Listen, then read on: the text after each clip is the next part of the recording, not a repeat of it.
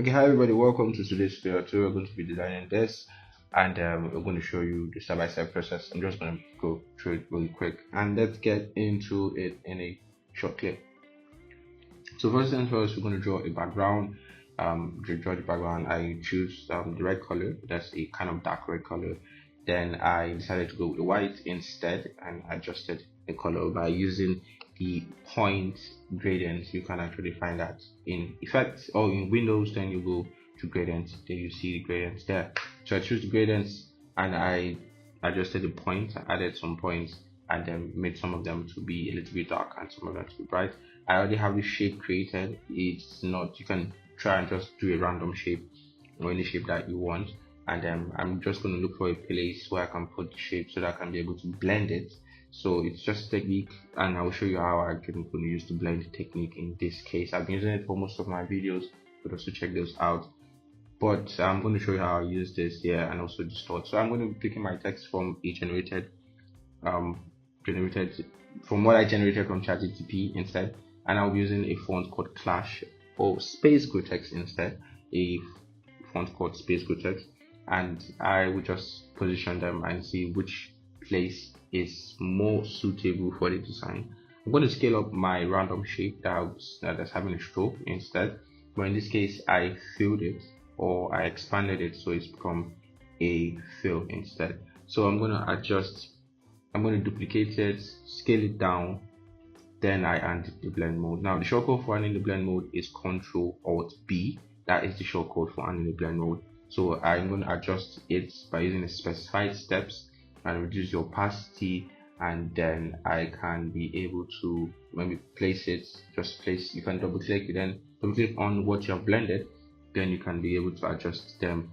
separately in that form. So I'm going to work on the text and see if I can make some of them bold and make some of them with just light, just to create that separate, you understand, to create contrast by weight.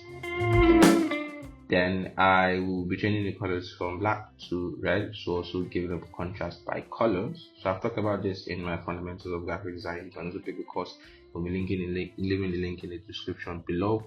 And these are just being the extra text from the generated prompt from ChatGPT, so that I can add them to the design, and just having the editing and touching there, touching here, and just those are just editing. These are just pure text editing. It's something you could just navigate through it.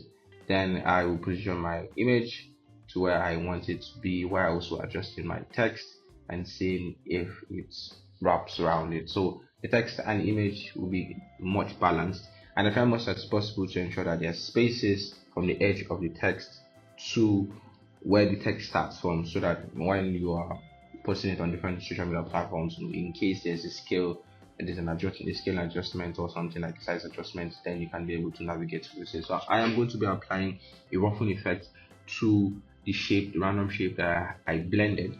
I just double click on it, as I said, where you go into the shape there, that's the blend, then you can be able to adjust the shape. So I added a roughen effect on that, and all you could just go to effect. Once you select the shape, go to effect, then go to roughen, and you can adjust it. So this, I'm going to be using the brush tool just to draw something here, but I think at the end I did not stick to that because it wasn't just adding up for me, and I decided to just scrap it up. So as I said, I just brought in as I said, you could just do all this editing on the shapes, and now we have our logo just placed over there, and then have other things like the text that will be used later on. So this is just everything. The rest will be done just by adding text and seeing how we can reposition all these things to other places. So guys, thank you guys for watching. If you know you like this video, please like it up, and also share it with your friends if you know it will be important for them to learn Adobe Illustrator. So there will be courses that will be coming later on in the future. We'll be having our free Friday classes this Friday, and you can also click on the link, or you could scan the barcode that will be at the end of the video to get join the group, so you can be able to be posted, to be kept stay posted, and also stay updated with what we'll be doing. So thank you guys for watching. Please subscribe, and also I'll see you guys in the next one.